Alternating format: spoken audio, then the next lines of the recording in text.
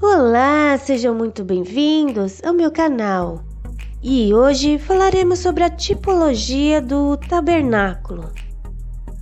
O Verbo se fez carne e habitou entre nós. Ou seja, literalmente, Cristo tabernaculou entre nós. O tabernáculo foi uma ponte principal entre o Antigo Testamento e a encarnação de Cristo. Vejamos a tipologia. A porta do tabernáculo. Ela era uma cortina com as 4 cores que falam diretamente de Cristo. E Cristo é a única porta por onde as ovelhas podem entrar e ter acesso à salvação. A cor azul mostra que Jesus desceu do céu.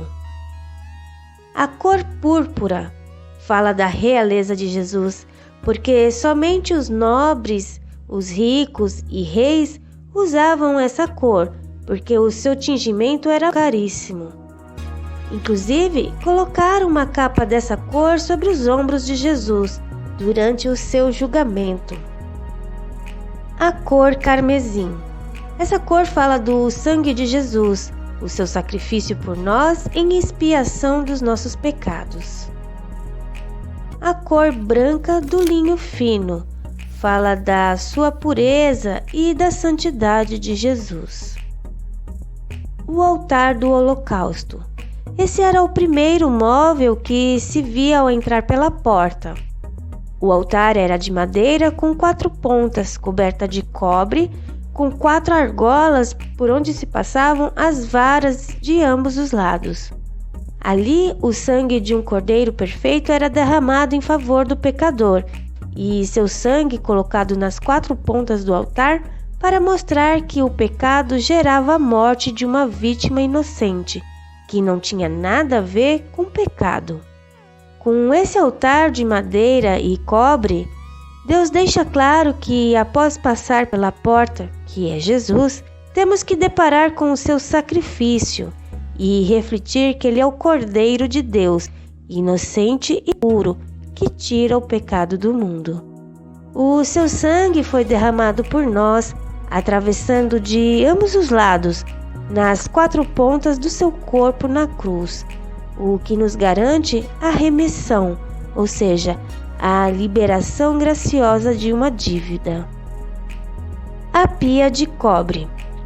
Essa pia era um lavatório com base de cobre, que é uma lembrança do sangue de Cristo, onde deveria se deitar água para a purificação, para a oblação.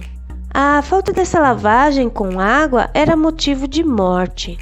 Esse móvel também fala de Cristo, pois, ao morrer, saiu de Jesus sangue e água.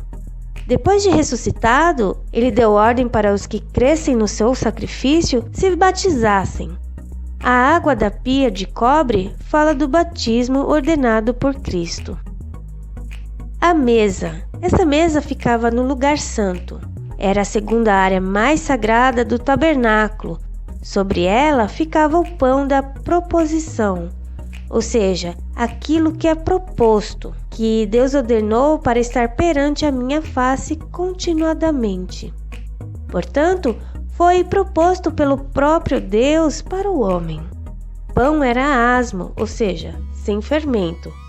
Como Jesus se declarou o pão vivo que desceu do céu e que sacia a fome do mundo, ele mesmo propôs à humanidade que quem comer deste pão nunca mais terá fome e viverá para sempre.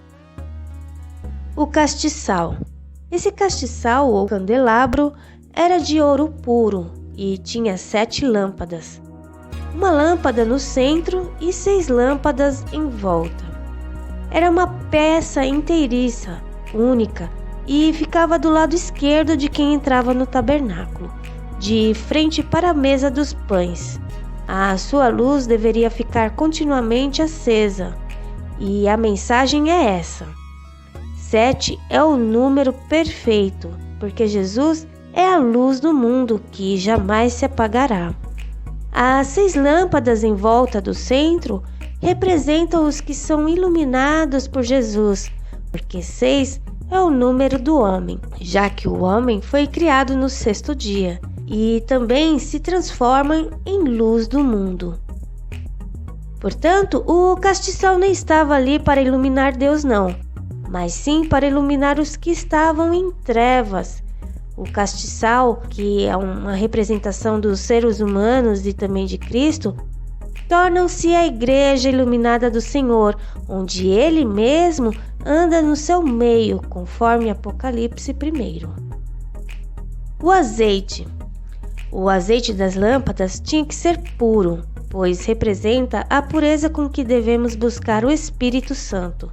E era a obrigação do povo de Deus, porque somos nós que temos que fazer com pureza que nunca falte azeite na lâmpada.